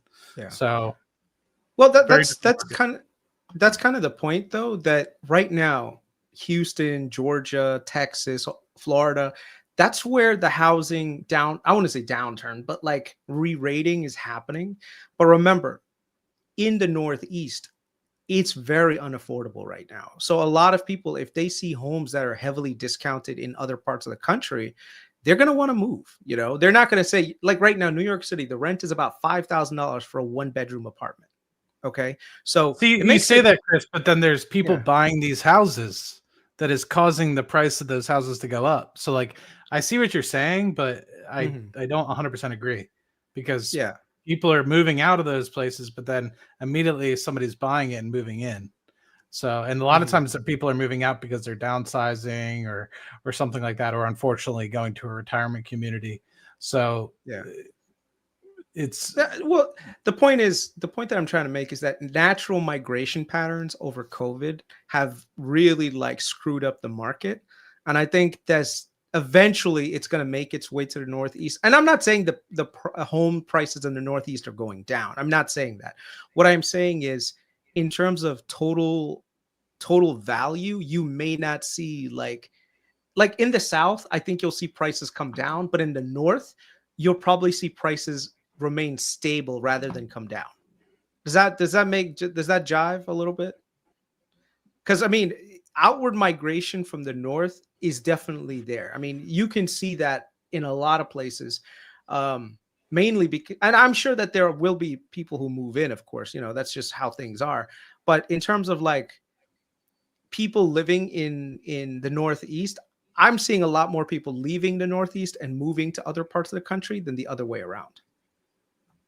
And it's because of the general unaffordability, some of the political issues that, people may or may not disagree with. The crime rates in some of the parts of the North are, a little bit higher than some of the other places around the country. So, I mean, I grew up in New York City. I grew up in the North. I've been to, like, the other thing is even like the North has a lot of policies around taxation, which are just what a lot of people would consider to be too draconian. Like you look at this guy Mamdani who's coming to New York City. He's like, "Oh, I'm going to raise taxes," and I'm like, New York City already has some of the highest taxes in the, like, we pay city tax, state tax, and federal. And if you think about like everything combined for the highest tax earners, you're looking at close to 55%, like almost 52% of their income. The attractiveness of New York City and a lot of those regions is not as great as it once was. The other thing is even property taxes. If you live in certain outliers of like Jersey, Connecticut, you're looking at $20,000, $30,000 a year in property taxes on like a $500,000 home. I mean, the North has a way of overtaxing the crap out of people that makes it not as attractive to live in. And yes, they're not building homes, but because they're not building homes, the price of things aren't coming down. So if the price of things aren't coming down and people can't afford it, naturally people are going to gravitate towards places that are affordable. And right now, if the South, the prices of homes are coming down, that's probably where the next migration pattern would move to. And by the way, guys, we're not talking about like 1 year, 2 years. This is like over a, like decade period. I think people have this natural tendency to go where cost of living is affordable, so. I mean, and that's the same thing. Like, I think some people in California, a lot of people would never have thought, oh, California real estate prices are coming down. That makes no sense. San Francisco Bay Area is starting to actually come down. Home prices are coming down. So I just, speaking as somebody who has 2 Airbnbs in Jersey and a long-term rental in Pennsylvania that has had 0 vacancy over the last year. And the Airbnbs have done better this year than the previous years. I just tend to disagree with the statements that you're saying. Well, I think Airbnbs in certain parts of the country are going to be a little bit more insulated because of just naturally there's very little spaces where you can build something like that. The other thing that I'm seeing in the Northeast, that there's a lot more transients in terms of like people that are kind of going there for vacation. Like where you have your Airbnbs, you are a vacation hotspot, right? So you're not, a lot of the people in that community, they're not building there to live in, to go to school there and everything else. So they're going primarily because they need a vacation spot, and those places are going to do fine. I think there's some unique features about that. But if you're talking about like Hicksville, New York, dude, a place in Hicksville is like $800,000. And then you have like $20,000, $30,000 in property taxes on top of it. It's not exactly a place where a 25-year-old, 30-year-old can move to. And especially right now with so many like single people, not even getting married and stuff. You can't afford a lot of these homes on a one-person salary. So a lot of these boomers, and by the way, that's the other thing about the Northeast. The Northeast has a ton of boomers. You know, it has probably the highest share of boomers in the country outside of probably Florida. So whenever these boomers go, they're going to be putting their homes on the market. So I think there's a natural progression that's going to happen. But I'm not saying housing prices are going to crash. Not saying that. Maybe in some parts of the country they might. But I think for the most part, there's going to be a re-rating in housing, in which case housing is done about 3.5%. I would say, depending on the area, about 3.5% in growth per year in terms of total value compounded. I think that's going to slow down to maybe 1% over the next 10 years. And that I think that's normal, and which causes a disinflationary environment that the administration can basically take advantage of. You know? Agree to disagree, Mr. Patel. Yeah. Very good. All right, let's talk about ETF. meme ETF. Brownfield Investments bringing back its one. Wait, but before you do that, so what does this mean for the home builders? This means that I'm staying out of the home builders. I think the margins are not as attractive. I think the opportunity for them to build is primarily in the southern regions of the country, where they have a lot more favorable building policies. But at the same time, the housing market in those areas is going down. So unless they can figure out ways to start building more homes on the north with the regulatory framework not being unprofitable, I don't think that there's a lot of margin expansion. At some point, they'll get oversold to the point where it might not be a bad idea to buy the home builders. But I don't see the value in the home builders right now. And I could be wrong, but I'm staying out until I see like a sea change in both population growth and affordability return to normal. Mm-hmm. You know? And to this gentleman, it's just because I'm renting out my Airbnb and doesn't mean I don't think that what Chris is saying doesn't make sense. It's just that Chris made a very blanket statement that everywhere in the United States, or a lot of places in the United States, especially in the Northeast, people are going to be leaving. Airbnbs are going to end up doing worse. Rentals are going to get worse. And so I just made my point of where my experience is, right? Other people might experience other things different. So, you know, Chris made a blanket statement and I just wanted to come back with my perspective. It's not that I disagree wholly with Chris, and I agreed with him specifically in a lot of places that I'm observing, specifically in Houston. And, you know, but I just want to make sure that, you know, I don't think that the entirety of the United States is going to experience downturns. I think it's, you know, there will be pockets which don't necessarily think will do poorly. There's always going to be areas that continue to do well. Yeah, I mean, if you have a home in a really nice part of the country that has very limited supply but is super desired by people, dude, you are going to do exceptionally well. Like, you don't have to worry about the general market. Like, someone buying in like, let's say right now in New York, like Brooklyn Heights, all the movie stars, they all live around that area, right? Like, a lot of rich people, they love that area. They move into that. You are not going to be exposed to the general market that the other people in more, you know, just general areas are going to be experiencing. The other thing is, like I said, there is a lot more people in the Northeast that are transient, in that people want to go to New York City and visit New York City and see the Statue of Liberty and all this other stuff, right? So in terms of what we're trying to communicate, we're saying the same thing, but we're just putting our own experiences into the mix. I'm in the South. I see something, Matt sees something in Texas, but he also has Airbnbs in the North. So he sees, like, wait a second, I'm not seeing the downturn in Airbnbs like other people are saying. Now, I've spoken to other people who have Airbnbs, and they're saying, like, they're seeing a drop off. So no, Galveston's a complete, like, it's like a wholesale right now in Galveston Airbnbs.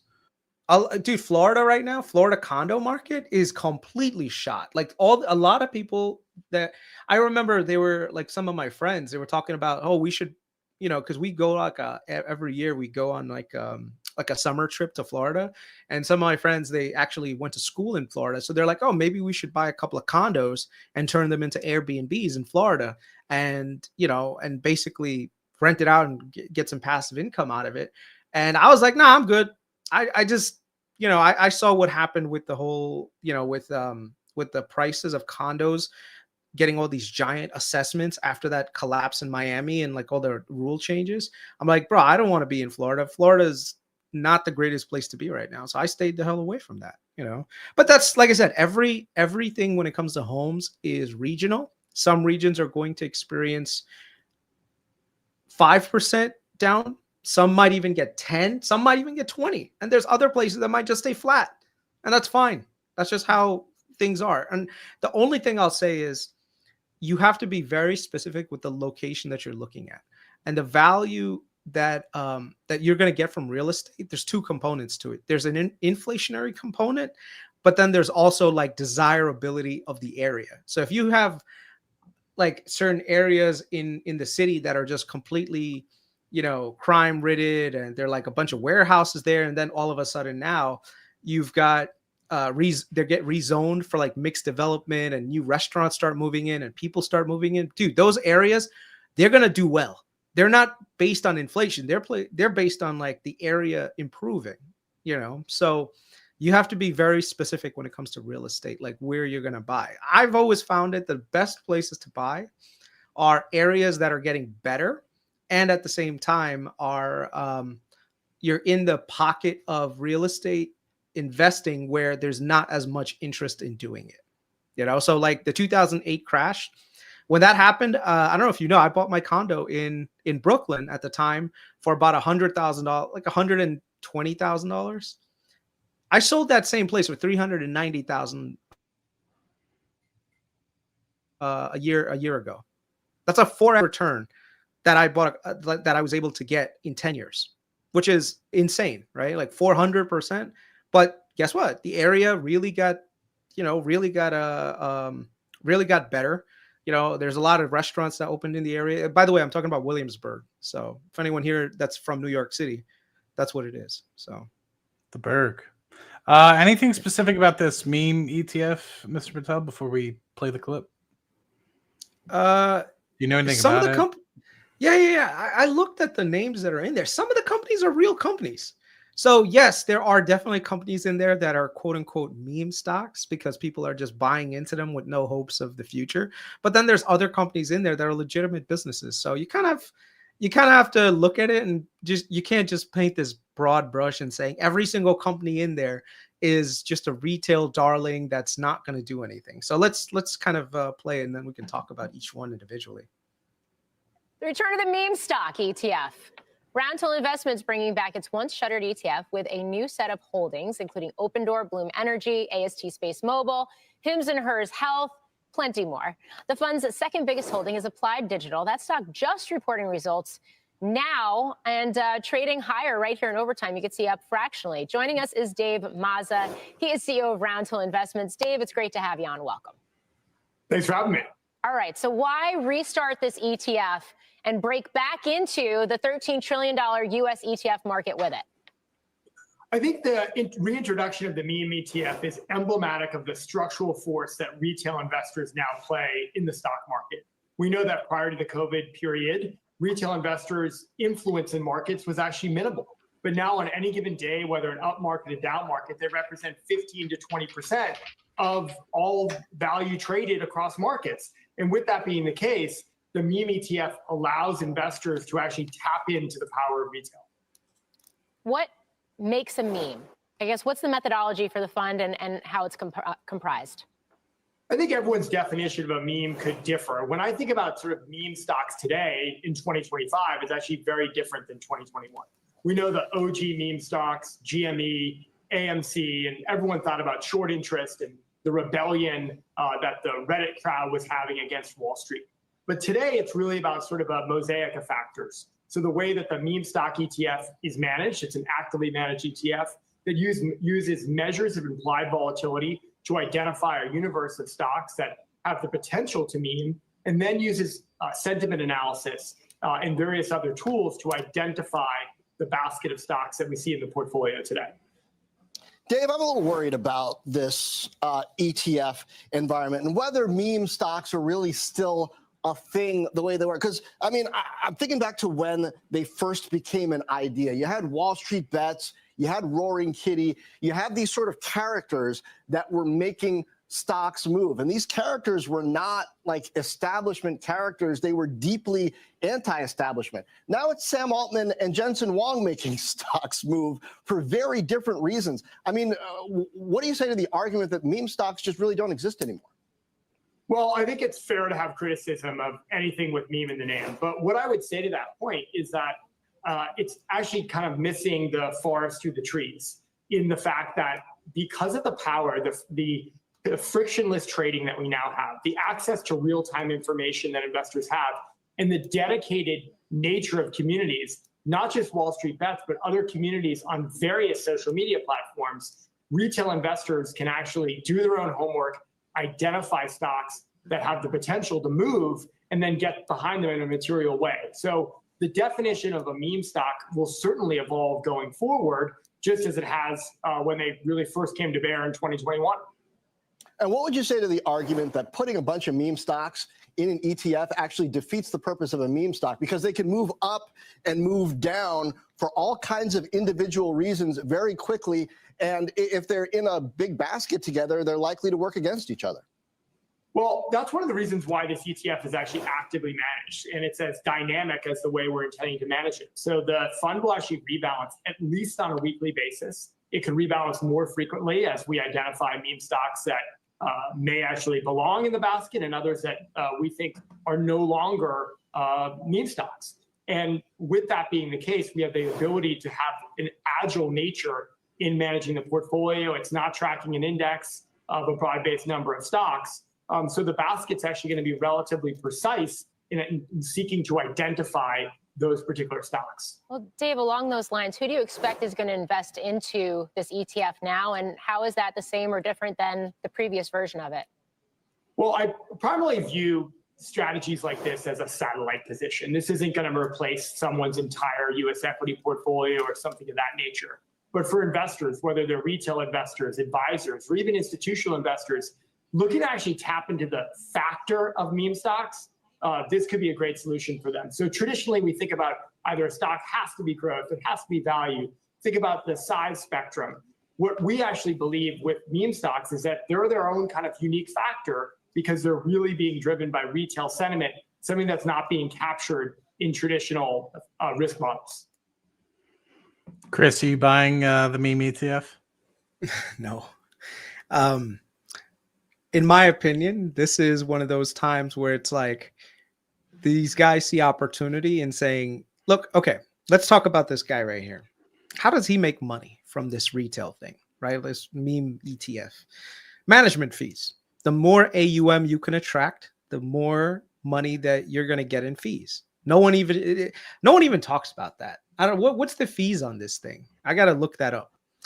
So one of the things that he's doing is saying, look, everyone is interested in these companies, all these retail investors. So if I create this ETF, I'll get exposure to everything. And if these things are because they're all momentum driven, they have the highest probably ups and downs. So a lot of people are going to say, well, I'll just buy into this ETF and the AUM will go up and I'll be able to make more money. And it's a very easy thing to see what it is. He's providing a service for a in a market that requires that demand, that has that demand. So he's just giving the people what he wants. The problem is sometimes giving people what they want is probably the worst thing you can do, because right now speculation is definitely on the rise.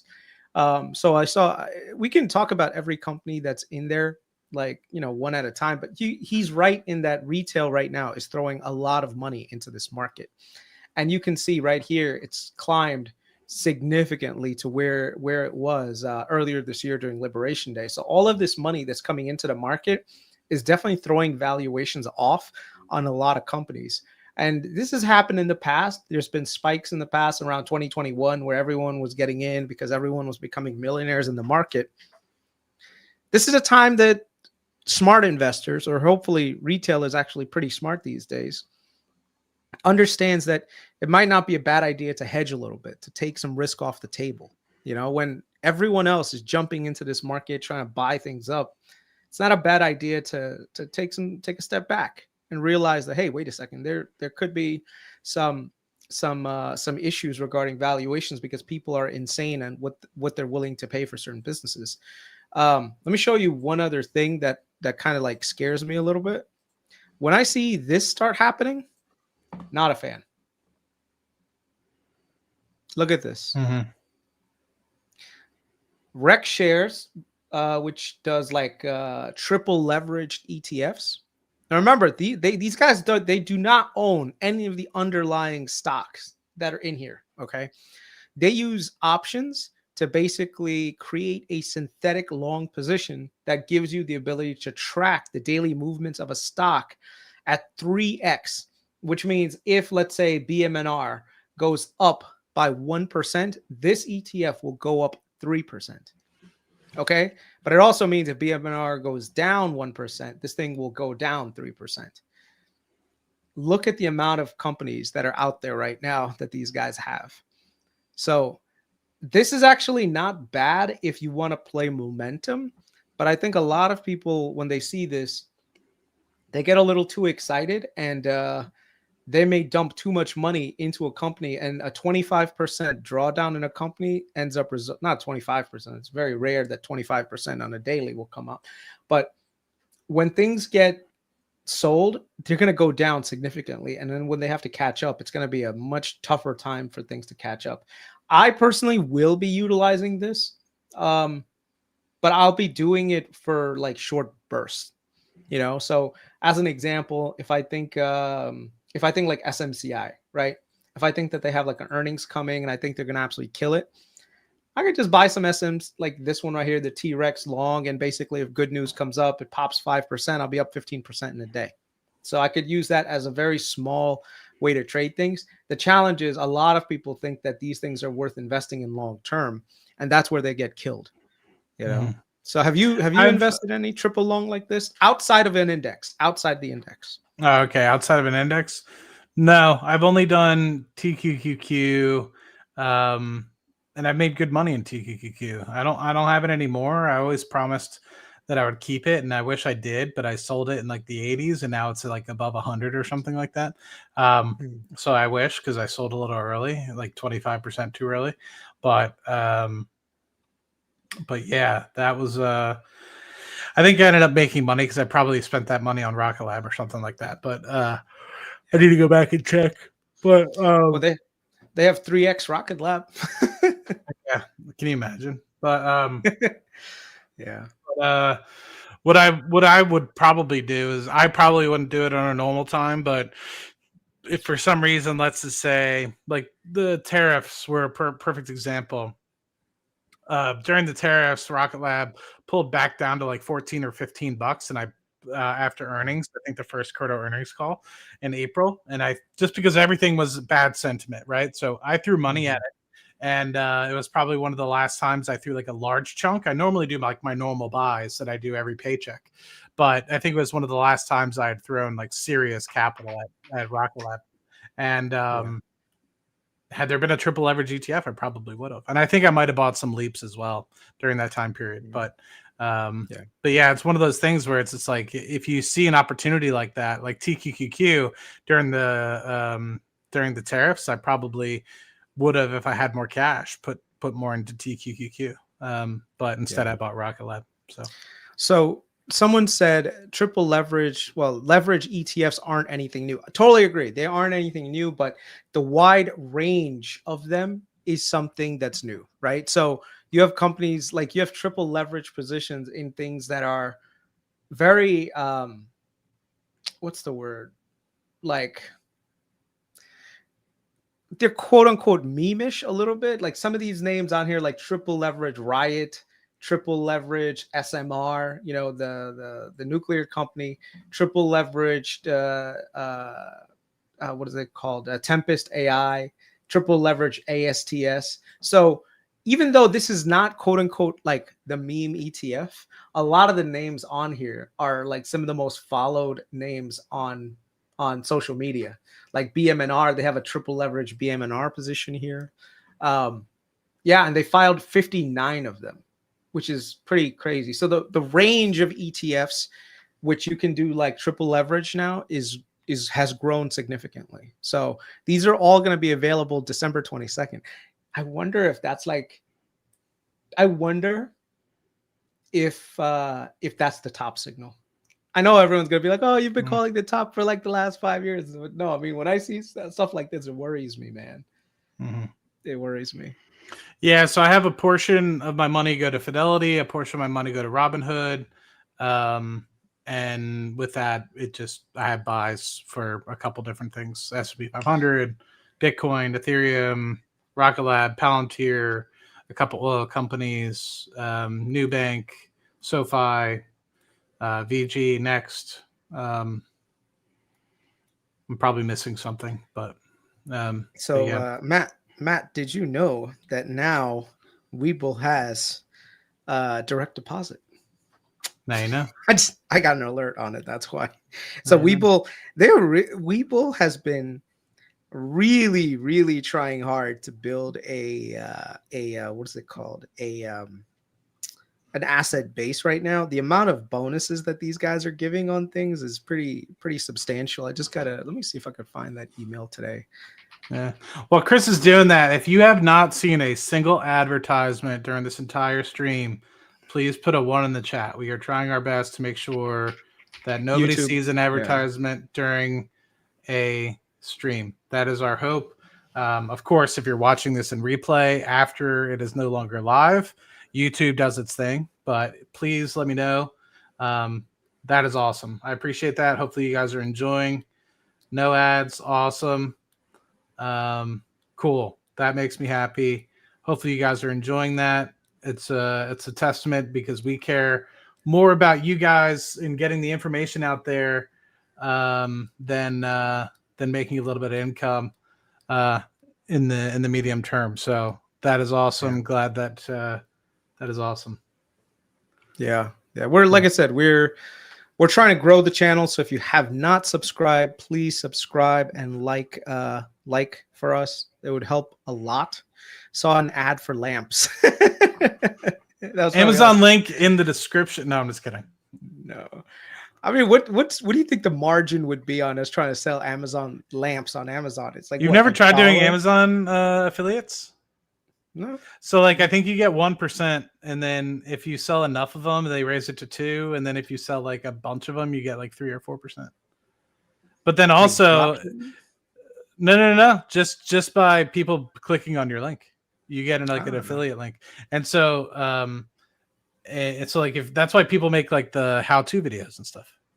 Oh, okay. So that people like go click their link, and then not only that, but I think if people will, even if they go to Amazon and they don't even buy the thing that you want, not everything, but like on certain things, if they still end up buying something, then you'll still get a commission because you led them to Amazon and they ended up buying something. Someone keeps asking, so let's just address it. Nicholas Kuba put, did you guys cover ASTS? Feels like everything is priced in. Did we already miss out or still investing on a pullback? Feels like everything is priced in. In this current market, there are companies that are getting a lot of valuation premiums before they've even started to generate revenue, but that's how the market is. The market is forward looking. If you see a company that's like a drug company and they get an FDA approval and it shoots up like 1,000%, it does not mean that the company generated more value. It just means that the potential to generate value has gone up significantly. With ASTS, it's very similar. Right now, ASTS is worth, I think, like, what is it? How many billions? ASTS's market cap is what? ASTS? It's about probably in the 30s at this point. $30 billion. It's a $30 billion company. When you compare that to something like American Tower, right? American Tower, AMT is a traditional tower business. Their market cap is, hold on, market cap. Their market cap is 86 billion. Okay, so you've got American Tower generate significant revenue, significant operating cash, all that good stuff. It's worth $86 billion. ASTS is worth $30 billion. You see the disconnect. one business is generating real tangible revenue and profits and everything else. Another one hasn't generated any real money yet, but is in the process of eventually getting there, will eventually generate money. So the question is, do you feel like, hey, I want to park my capital with a company that's already making money, or do I want to park my capital with a company that in the future is making money? I can't tell you what the total potential for ASTS is in the next 5 to 10 years. It's very hard to determine that, right? So I don't know. It just depends on you as an investor trying to figure out what are the cash flows going to be in 10 years from now, and then paying a price for it. So with American Tower, you can kind of see like, okay, they have a growth rate of about X, their profitability is Y. So if you do the mathematical formula, like this is what the valuation should be based on the current interest rates and blah, blah. So with a mature business, you can figure out whether something is overvalued, undervalued, all that good stuff. With a company like ASTS, you cannot figure that out because it's way too early. With companies like Venture Global, with Next Decade, theoretically, you can figure out what valuation should be 10 years from now, because you can weigh things against existing businesses and the amount of capacity that they have and the margins that they have and run a similar analysis, because a lot of these companies are easily predictable. With regards to ASTS, it's a completely new business. So it's really like there is no satellite business, public satellite business that's out there that has the same direct to sell business model. So it's really hard to determine whether or not we quote unquote missed out on ASTS or not. If you believe that, hey, this thing is going to be $1 trillion company one day, by all means, 30 billion is cheap, right? But if you think that this is going to be the American Tower of Space, and you're getting a 3X with the amount of uncertainty that's out there. And when will it get to that point, right? And that's why I try to tell people, like, if you think something's going to 3X, but it's going to take 15 years, their annualized return on that, not great, right? Like, so you have to think, like, you can't just think about, like I was talking about this with Next Decade. It's just like, if you think it's actually going to 10X within 15 years, not bad annualized return. But if it takes 20 years, it ends up being a lot worse of an annualized return.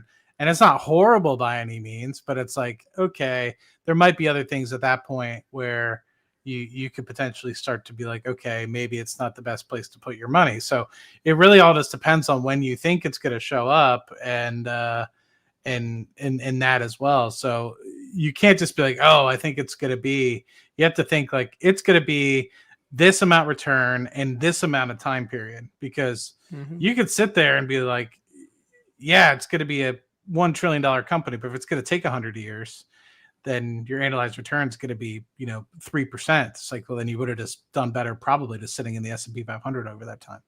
Yeah. So I think every investment decision that you guys make right now, you have to weigh it against the S&P 500. That's like the best advice that I can give. If you don't think that you can get a better return than the S&P 500, don't buy the company. Just like, hey, I think that this company is going to be X in 5 years from now. And if there's a lot more uncertainty behind it, just invest in the thing that has more certainty, But I would say, like, someone asked a couple of things. Did you sell ASTS, Chris? I didn't. I think ASTS has a long way to go, but it's also not a meaningful position in my portfolio, right? You can speculate. I'm sure that, Matt, you have a couple of companies in your portfolio that are just complete outliers that are just like, hey, listen, even if this thing goes down 70%, it's not going to break my portfolio. Right. So, I have stocks that I literally just have one share of, just so I can make sure that they're in and I see them every day.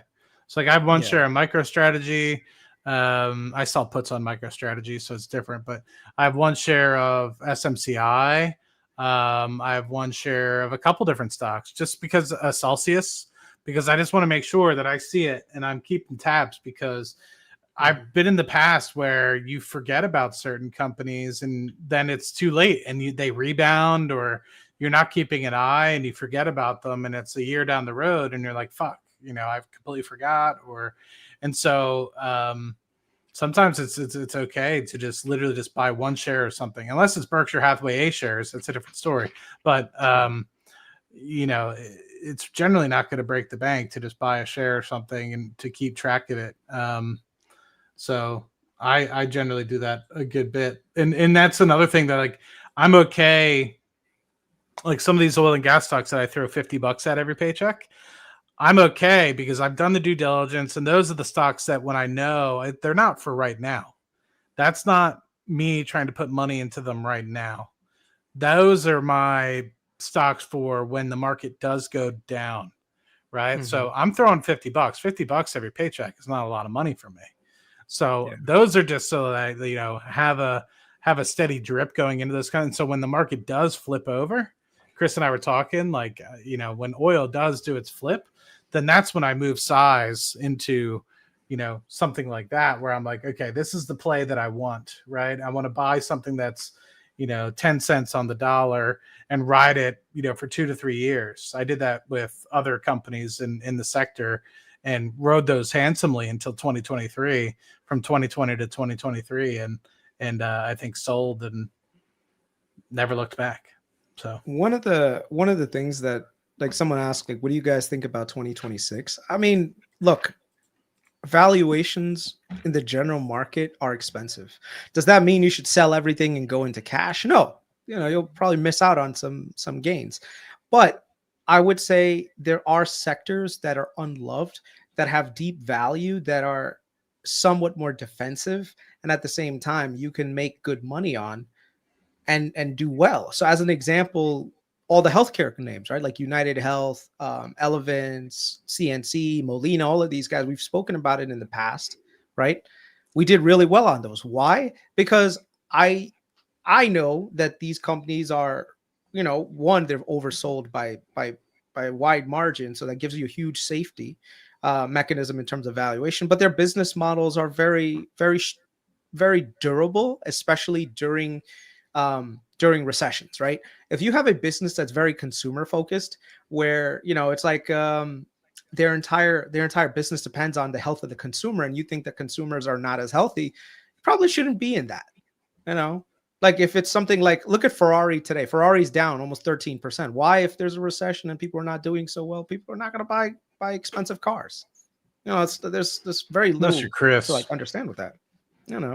So I would say, for me right now, everyone's like, I started buying in Verizon. People are like, Verizon?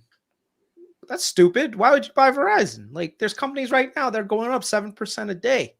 Verizon is not going to go up 7% a day. Hell, the dividend per year is 7%. I'm just being more defensive. I want to be defensive. If I think the next year the valuations are too extended and we get a correction here and there, 20, 30%, Verizon will go down by 5%. Because it's a very low beta stock. Other companies are 200 beta. So it's like they'll do double what the market does. So if the market is down 20%, they'll be down 40.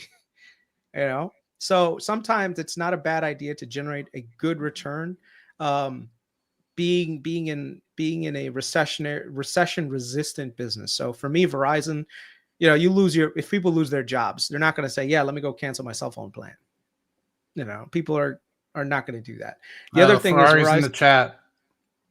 Ferrari is not selling cars because their new lineup looks like shit. That is true. Oh shit! Ferrari's talking shit about themselves. Bro, Lamborghini is about to jump on in just a second because Lambos are selling. Lambos are selling. So yeah, I can't afford it.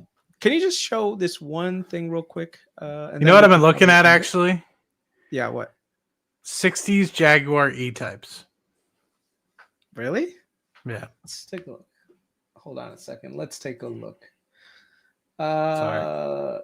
No. Let me stop sharing this one and Jaguar E19. Which one? 70s?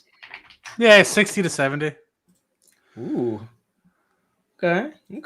Man's got good taste. It's nice. I actually like 1970s. Have you ever seen the Corvette Stingray? Mm-hmm. These right here. Now, I love this design, and I usually like it in black, like that. Dude, some of these restorations are freaking amazing. Like Peter said that's banker lamp talk. That's banker lamp talk, yeah. Dude, I don't know why the cars back then, they just look freaking sexy, man. Share your Put in screen, the man. chat. What are you doing? Oh, you have. Oh, hold on. Let me You gotta just pull it share, up real bro. quick. Sorry, my bad. Gotta let people know what where you're sipping on. Right here, like this. Ooh, that's sexy. Yeah. This is Illegal. the Corvette Stingray. Was it 72? So, 70? Okay. I don't know what year. Yeah, this is set in 1970. Yeah. So those this are is good. like this is like one of my like, I don't know, like if I get uber wealthy, just to have like collector's item cars where I drive it like every other. Man, a every 70s other- Corvette, that's not gonna be that expensive. I mean, a nice one, like a restored one, like Oh, this. like a super low mile boy, like a super collectible one. Let me see Or how are you much. it would talking be. like something that's like been driven a little bit, and Well, something that I can work on restoring a little bit because I do have like the bug in me to do it, but I don't want to like like do a something you want to full- wipe with a diaper, and Let's see how much it would be for sale. Except, yeah, it's not not 50 that grand. bad. Yeah. The 60s 40 Corvettes are pretty dope too. Like I Yeah. didn't like them when I was younger, but the older I get, the more I like the 60s like convertibles. I don't know why. Yeah. In the chat, what are some classic midlife crisis searching? That's exactly right. Like Rush Hour. That's right. Chris Tucker had this in Rush Hour. Which That one? is right. The Stingray? The Stingray, yeah. Yeah. I don't remember that. 1968 Dodge Charger. Let's see. 68 Charger's a good one. Dodge Charger. That's what they had in Fast and Furious. Yeah. The Yeah, original. muscle cars. Have you ever seen what is it called? Lamborghini? Not a Aventador. Did I ever It's like show you the one that the thing that my dad had or has? No. What did he have? It's at my sister's house. 2018 Dodge Demon. 2018 Dodge Demon. Probably shouldn't say this out loud, but ooh, yeah.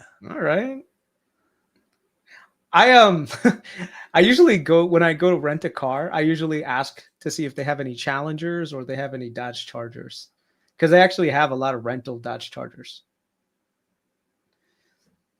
Have you ever used Turo before? Nah.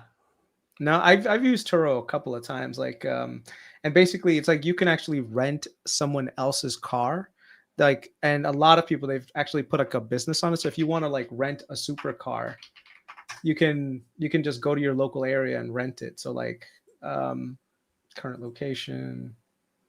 I shouldn't do my current location actually. Now y'all know where I live. Yes, I live in Decatur, Georgia. Come. Okay. But if like, let's say if you wanted to rent this Corvette, you could rent it for a couple of days, get it out of your system. Maybe that's what I should do. Yeah, smart. I didn't think about that. Yeah. Yeah. What would you want to rent? 911 probably like a 911 Turbo. 911. My neighbor has that shit. It's I pass by it every day. Because I've been thinking about probably not like a newer 911 because I don't want to spend 150 grand or 200 grand for like a brand new one, but like an early 2000s. Curtis and I were talking about it. Yeah. And just to drive it. Well, that, and they'll probably appreciate because they have the fried egg headlights, and nobody likes the fried egg headlights, and so you can still buy them for, less than 50, 60 grand.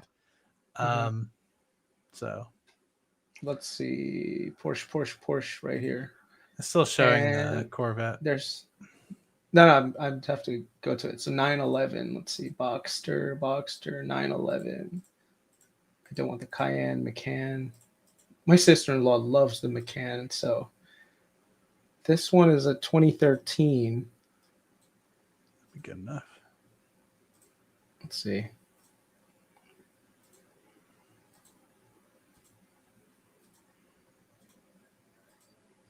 It's pretty nice.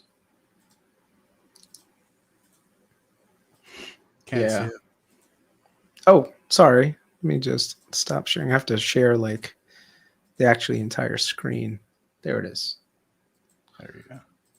Yeah. There you go. Nice little hot rod. So yeah, if I were to ever drop, I'd probably drop money on one. I'd probably should test drive one first. See if I would never buy a car like this. Never.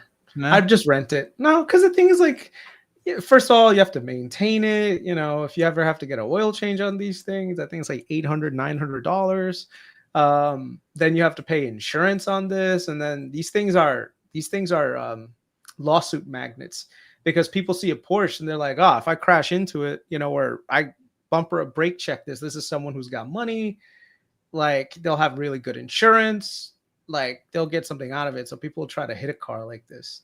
I mean, it's nice to look at, but dude, the amount of liability and risk that you take on by driving one of these things, it's not worth the cost.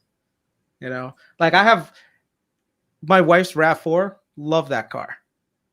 I have a Lexus, like which one do I? It's the NXT 200. Love that car. You know, I will show you the car that I want. It's the Lexus LC convertible. This one I actually might buy eventually.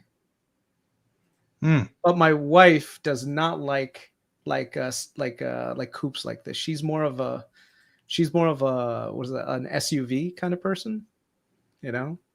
But yeah, this is like the dream, not the dream car, but this is like the, hey, I've made it and I want to buy myself an expensive toy car. Yeah. Rich, Mr. Patel.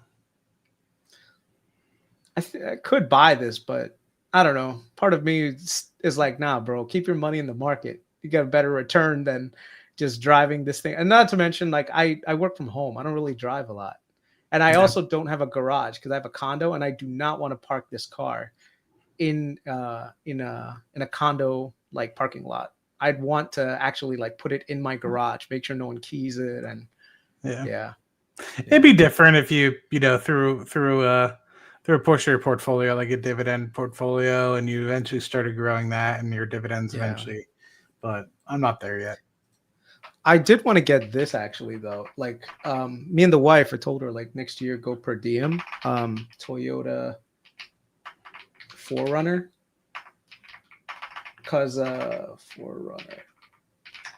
Because one of the things I told you, like I think I've mentioned this too, like we want to travel and actually like drive around the country. So I was thinking like, you know, we could get something like a nice 4Runner and then get like a trailer hitch, you know, and like a tow, you know, one of those RVs that we can just tow and basically do like the national parks and stuff like that. So I might rent something like this for like a couple of months and then just try it out and see if it's something we enjoy. But yeah. Does anyone else do that in the chat? Do y'all go RVing? The Land Cruiser. This one's nice too. Yeah. Thing's a beast, man. Yeah. Are you looking at any cars lately, Matt? Anything in your... No, I got my 2018 Tahoe. Just need to charge up the AC. Once the AC is done, you know. I think about it a lot. When I was in Virginia for Rocket Lab launch, I rented the new Tahoe, and I was like, oh, this new Tahoe is really nice. But then I was like, I don't want to spend the money on getting a new payment, and this thing's paid off, and it doesn't make sense. Yeah. So yeah, Land Cruisers are hella expensive. My brother has a Honda Pilot. He loves that car. Yeah. Rented it. You know which car really, really disappointed me? Me and the wife, we went to Hawaii in I think 2018, and we got I've never driven a Jeep Wrangler before, right? This car sucks. I don't know what people are talking about. This was not a fun drive. Like we rented it, and it was just like maybe it was the car that we got, but this was just like blah. Everyone's like raves about the Jeep, and I'm like, no, it's not that great. Not for you. Not for me. No. Jeep you're definitely a Toyota kind of guy. I feel like. Yeah, I love Toyotas. Patelmobile, bro. Yeah. All right. Well, this ends. I think that we can leave on that note, right? Oh, by the way, let's just talk about valuation before we go real quick. Yeah. So just to get it out the way. So this is where we are in the current market. S&P 500, if you see here in terms of forward earnings, is high. Okay. But the reason why it's high is because a lot of the S&P 500 is like NASDAQ now. So I put a meme out there if you saw on X the other day. I'm actually just bring it up because the S&P 500 now, if you look at the constituents of the S&P, majority of them are, let me just pull it up. Sorry.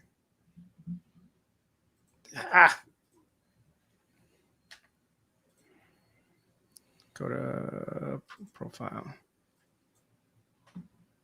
So much of the S&P 500 is the tech stocks right here. So Jim Bianco posted this. If you look at the valuations of the S&P 500 right now, the top 5 concentration on the S&P, it's literally NVIDIA, Microsoft, Apple, Alphabet, Amazon, Meta, Broadcom, and Tesla. If you look at the NASDAQ, it's NVIDIA, Microsoft, Apple, Alphabet, Amazon, Meta, Broadcom, and Tesla. So the correlation in terms of value, picture. In terms of valuation, is that most of the S&P 500 right now is correlated to those tech stocks, and so the valuation looks, in my opinion, this is like a false representation. If you actually took out the Mag 8, I think the forward valuation is somewhere around this right here, so like 18 to 20. Which means that it's likely that we're not going to get a crash in the S&P 500, but there could be a re-rating where people, they gravitate towards the other parts of the market next year. So anyone that's expecting like, oh my God, the market's going to crash and the S&P 500 earnings are going to go down. It's like, no, probably not. They're probably going to get to more reasonable levels. Mm-hmm. So I have a silly question for you, Mr. Patel. So down and the other companies kind of pick up a little bit, but yeah. Sorry, cut off for me. This is mid cap. Yeah, sorry. This is mid cap. Mid caps are trading pretty much in range. It's not anything that's super expensive. Small cap is kind of the same thing. Small cap's actually under what it historically was. So that's why a lot of people are talking about gravitating towards more mid cap companies and small caps. I'm not the biggest bull on small caps because I think like almost 30 to 40% of small caps is like unprofitable pharma companies. I'm not a fan of those. So you have to be very selective when you're in small cap land, but that's where valuations are not overextended. Large caps valuations are extended, but they're also some of the best run companies on the planet with international demand. So I don't know.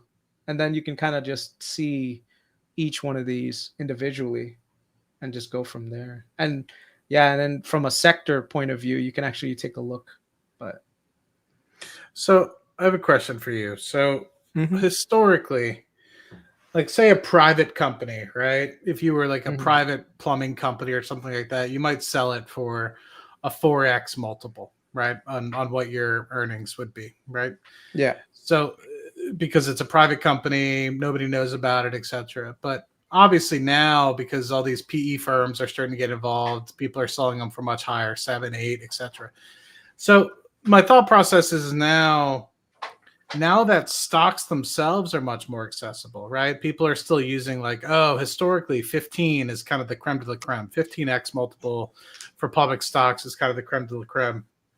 Now that you're in this digital world, do you see like a natural drift upward of stocks being paid a premium for, and not just based off of the fact that you have higher growth ratios on something like a Google or a Microsoft or whatever, but the fact that you have just higher access and continued investment in something from like the S&P 500 ETFs and mutual funds consistently investing into these things comparatively to what people used to do, which is probably more like real estate or I don't know what other sort of things people used to put their money into for retirement. So I guess my question is do you think there's a natural drift also upward where maybe 18 to 20x is really the new 15x in terms of cheapness, in terms of the S&P 500. I don't know the answer, right? But it seems like, and maybe that's skewed because over the past, say, 10 years, we have been very tech heavy in the top 10 of the S&P 500.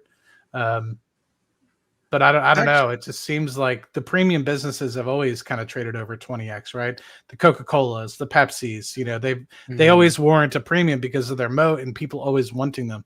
Now, of course, during recessionary times, they trade below, but those premium businesses always trade north of 20. So I think Silly Bunt, sorry, I didn't mean to say Silly Blunt. More people chasing fewer stocks. That's probably true in that the access to the market now is so wide that people are not necessarily as focused on valuations as they were when it was your traditional like institutional holders being the majority of investing, right? So if you think about it, like Warren Buffett, he would never buy a company that's, like trading at a 90 PE. That's just not his style, right? And this guy is one of the biggest money managers in the world. But Joe Schmo from Kansas is like, hey, I've got $1,000. Let me buy Rocket Lab. So the amount of people that are willing to throw money at something that could possibly turn into something big is a lot more. So the traditional valuations are not as favorable. So in some regards, I think you're right in that people are willing to kind of accept higher PE multiples to invest in. The other thing also is that we are in an inflationary environment.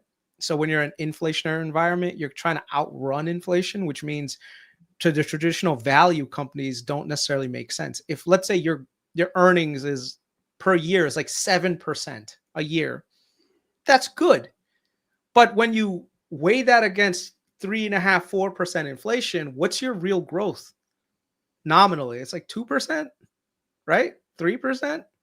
So why would you want to be in a value company when inflation is eating away at the business? Probably not. Like your total return is not that great. So a lot of people instead, they're like, oh yeah, but I'd rather be in a company that's earnings are growing at 15, 20%, but it's in a more risky segment. So, I'll give it the premium and stay in there. And I don't know, some people are willing to pay that. And I think it's a combination of who's participating in this market, some combination of inflation. And so people are letting the markets run a little hot right now. Then, of course, you have the backdrop of an administration that's very business friendly. If you have an administration that's like completely like, we're going to raise taxes, we're going to raise corporate taxes, dude, I wouldn't want to pay 22 times earnings for that, right?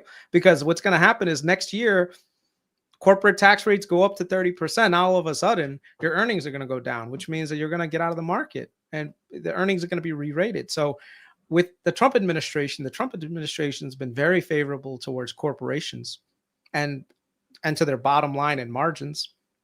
So in that regard, I think it makes a lot of sense to give some valuation premiums. And before we go, maybe that's like one of the things that we can kind of just go with. I don't know. Did you see this interview with Scott Bessent and Jamie Dimon? Well, where he spoke about like, Jamie Dimon was like cautioning people and just saying like, hey, right now the market's kind of a little expensive and blah, blah, blah. And Scott Bessent's like, it's like, yo, shut up, bro. No, hold on one second. Check this out. So it's a very small clip.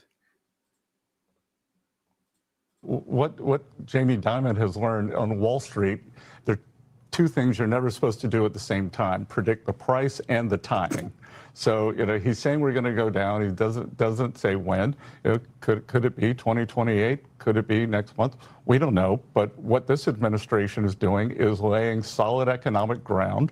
And under President Trump's leadership, Wall Street and Main Street can both do well. Obviously, if you're the CEO of the world's largest or America's largest bank, what you care about is Wall Street, and we care about both. What Jamie Dimon has learned. All I heard was the party will go on. Mm-hmm. But I mean, And just think about it, Matt. You have an administration with a president who bases his success on the performance of the stock market. Okay. Do you think this president is going to allow a 20, 30% retracement on the S&P 500? Already did, but that's a different story for a different day. No, I mean, he did, but it was very temporary, where he actually went out there and said, go buy stock, right? So the market can crash at any time. I'm not denying that. Like right now, if let's say something bad happens, a credit situation happens, the market goes down by 20%.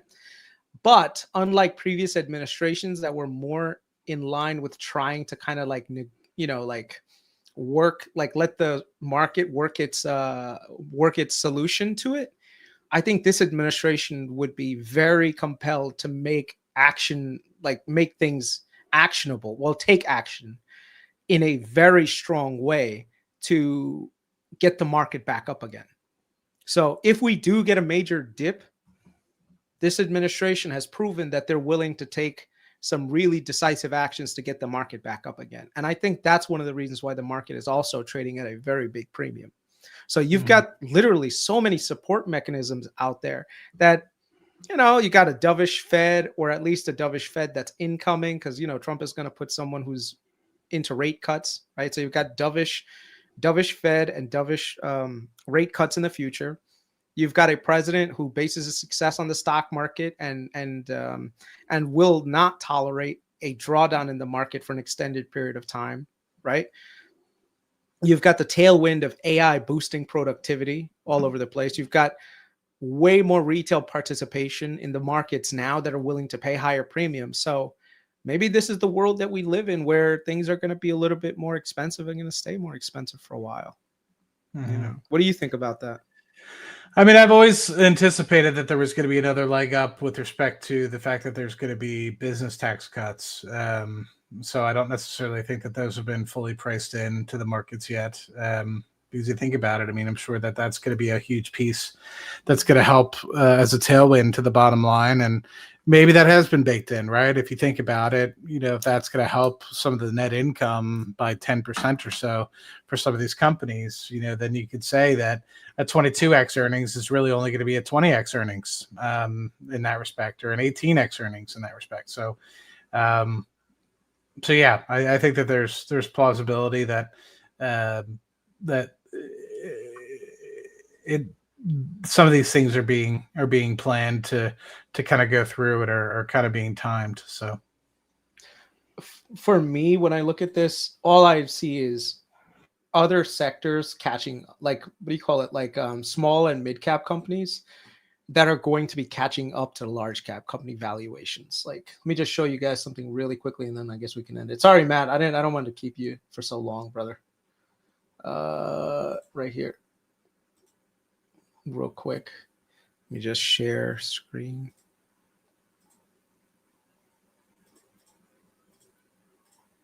This is the last thing, and then we'll head out. So this is the market share of the Mag 8. So you can see that their market share has grown significantly, and because of that, the earnings, the 22 PE, looks expensive, right? So on a forward basis, right here, the Mag 8 is literally 30 PE. So they're dragging the rest of the market higher. But if you take them out, you can see that the valuations are okay. Like X Mag 8, they're about 20, which is not this is on a forward basis, by the way. Okay. So I wouldn't say it's cheap, but it's not like, oh my God, expensive, like 30 something. So what I see is this money will eventually come here. So the value is going to be catching all the companies that are here, X Mag 8, and doing really well, expanding their margins, and then investing in those, and they'll do well. Like an example was UNH. You see UNH stock, it had gone from, on average, about 17 to 20 PE that it's usually trades at, to when it got bottomed here, it was trading at like a 10. So people are like, hey, wait a second, this makes sense. Durable business like this, largest health insurer in the country. Why wouldn't I want to be in this, ride it back up? So I think right now this is just starting to catch up. So this is where we need to be exploring companies that are oversold and their valuations are going to attract people, and they're in more durable businesses. Same thing with like, CNC, same thing, the PE on CNC is 9 right now. It usually trades at about 15. So this is a nice catch-up trade. So I think we need to keep our eyes on opportunities for things like this. Like here's another one, like Novo Nordisk. Novo Nordisk, GLP-1s, when they were running really hot, it was trading almost 141. Right now, the PE on Novo Nordisk is about 15. For a company that's still growing its top and bottom lines and doing share buybacks, it's not expensive. What's expensive is buying a company like, Palantir, who's trading at a 500 PE. Sorry, 600 PE. So, good times. Good times. Palantir to 0. Yes, sir. All right. Well, I appreciate it. I know that at one point we were hanging out at over 420 people, so I appreciate it. We're over 300 people watching now live on YouTube. Appreciate everybody giving us the feedback. A lot of people not seeing any streams during the YouTube. If you guys could do us a favor, the best the best advertising is word of mouth. Let somebody that that's interested in the stock market share it with this video with them. Share one of your favorite Cashflow Chronicles videos with them. I love the fact that I see people say that Cashflow Chronicles, every time they talk to me, they don't care about Matt Money's channel. They don't care about Rocket Lab Weekly. They care about Cashflow Chronicles. And that means a lot to me. It's a true testament to the project that Chris and I are working on. So we came back in season 3 with a vengeance. So if you guys could share, and let's grow this thing and get more help to people out there. That's what matters most to me for the rest of this year, and hopefully throughout 2026. That'll be an absolute blast. So appreciate over 300 people staying with us for this entire channel, this entire live stream, this entire time, and over 400 people. I think other than maybe our first live stream back for season 3, this is our best show to date in terms of audience. So appreciate you guys so much. Mr. Patel, anything? Yeah. If you guys haven't followed Steve, he's our friend. Give him a like and a follow. He will eventually come on Cashflow Chronicles, and I'm sure we'll make our appearances on his channel. I mean, you already did it a couple of times. Steve is a great investor. He shares a lot of the similar thinking to myself and Matt. He specializes in certain areas of the market. He's a big dividends guy. So, he's probably one of the best ranked people on tip ranks. So, he understands businesses at a very core level. So if you guys haven't followed him, by all means, please help a brother out. Go to his YouTube channel and hit the like and subscribe for for Steven. And I think on Saturday, if I have some time, I might be on there with him. Believe it or not, he's the one that put me on to Verizon when it was trading at $30. He was like, hey, Chris, take a look at this. And he wanted to just go into the stock. And I said, no, options is where the money is with Verizon. So it was good times. But like Steven's a great follow. So, if you guys want really good breakdowns on certain companies, by all means, please follow Steven. Thank you for everyone for being on here with us. Thank you for everyone who signed up to be a member. We really appreciate all the support. And I think we can end it at that. Yeah, I just wanted to follow up on the Steve thing, man. Like, the guy's a machine. And if you guys are interested in dividends, every Thursday he releases a dividend harvesting portfolio where he's been investing $100 every week for like the past, I don't remember how many weeks. It's been over 200 weeks or something like that at this point.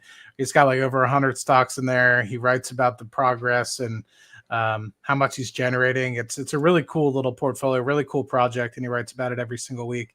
So you can really see kind of the history of it and really maybe choose some cool opportunities. And you can see Steve's number 11 out of 32,000 financial bloggers worldwide. So he's the real deal. So and he's the milkman, as some people are obviously noticing. So sometimes when he takes a phone call, I'm like, I don't know if he's making secret milk dairy deals or if it's actually coworkers that he needs to actually take a phone call from. So I love Steve. He'll randomly call me up and he's like, you won't fucking believe like he's so he always starts off with that. He like that's his like line. It's that New York thing, man. I'll wake up in the Love morning. it. I'll see like a missed call from Steve. So I'm like, all right, let me call him back. He'll be like, you will not believe this. I was like, okay, what's going on, Steve's a Steve? good dude. Good morning to you too. How's it going? Dude, speaking of, like below all those shirts and everything behind me, I have a stockpile of Pokemon, and not that many, but I looked at the progress because I haven't seen, and all of them are up like 60, 70, 80% in like the past year. So I was like looking at the boxes. Yeah, I was looking at the boxes, and I was like, holy shit. So Steve's probably doing pretty well with the Pokemon stuff. So I think I'm probably gonna give him some money and just be like, can you buy something for me? Because I don't know anything about this thing. Like, how do you value a Pokemon card collection? I don't know, but Steve knows. it's a scarcity. It's a scarcity because people will buy them. They'll try to find the ones that they want, and then because they're always trying to find the one that they want, you know, they'll pay whatever for the pack because they're trying to find the one that they want. And yeah, I don't really give a shit. I just have the packs. So and guess what? You can hide money. You know, they're the perfect tool for money laundering, right? Yeah. You got 200,000 just sitting around in cash, like every other Patel does. Yeah. Buy some Pokemon cards. You know, do what go. you got to do. They're illiquid. In the future, you could sell them, get cash. You know, Exactly. IRS doesn't have to know nothing. So, Precisely. Yep. Cool. I'm kidding, by the way. I don't know if the IRS can figure out Pokemon card they can. transactions. IRS can figure out everything to the IRS. All right, everybody. Thank you so much. Mr. Patel, you're the man. Thank you as always for putting up with my shenanigans. And if we don't do a fancy weekend episode, we generally don't. But if not, I will see everybody on Tuesday. Thank you for everyone's patience. And sorry we couldn't talk about VG.